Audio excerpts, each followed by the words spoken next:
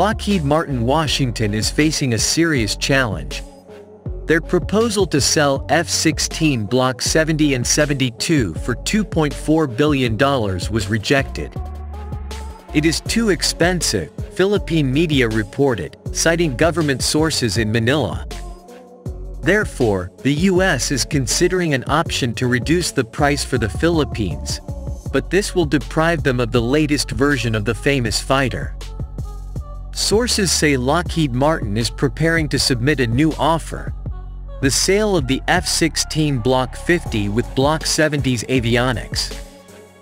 According to Turkish sources, a senior official from the Philippine Air Force also confirms that they are expecting just such a proposal from Washington. How much the new proposal will reduce the cost of the Philippine military remains unclear. Of course, we'll see. But for sure, the Philippines should think about it because the avionics of the F-16 Block 70 are impressive. The radar is an APG-83 AESA, a serious and powerful intelligent machine that is the next generation radar. This radar is fully compatible with the hardware of other American flagships in the sky, the F-22 and F-35.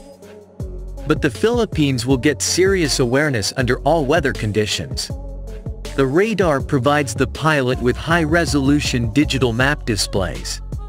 Such a radar will not only ensure the armament of the Philippine F-16s but also possibly increase their range, especially since it covers the new American missiles beyond visual range.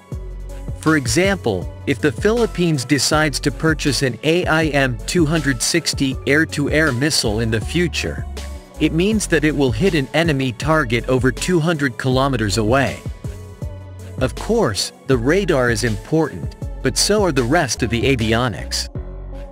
For example, Philippine F-16s will get a center pedestal display, CPD, with moving color maps that improve critical decision-making by pilots.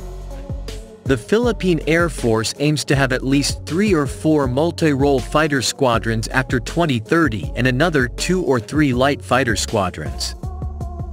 If the budget for the multi-role fighter acquisition program is to be used for Saab's Gripen, how can the cash-strapped Philippine government acquire and maintain the F-16 Fighting Falcon? The Saab Defense JAS-39 Gripen has emerged as the winner in the Philippine Air Force's multi-role fighter acquisition program.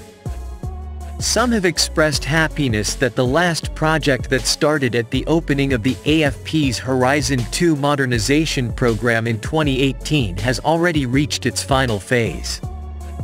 While Saab will do its best to meet the numbers, the multi-role fighter requirement can be met efficiently by 2 companies in a competition where one can provide good services to the Philippine Air Force.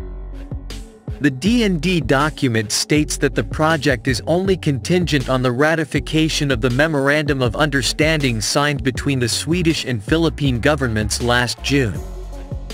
Some information indicates that the last details are also being handled now.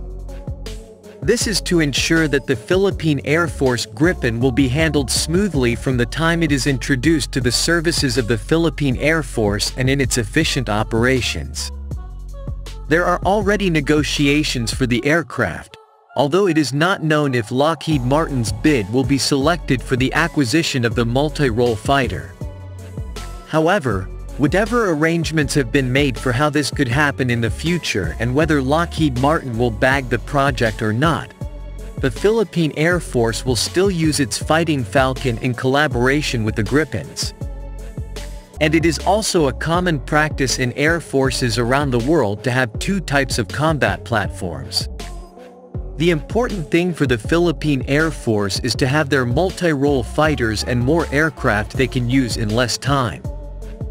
With the ongoing geopolitical situation in the region, urgency is vital, and we can't afford to be picky about the variants we can have.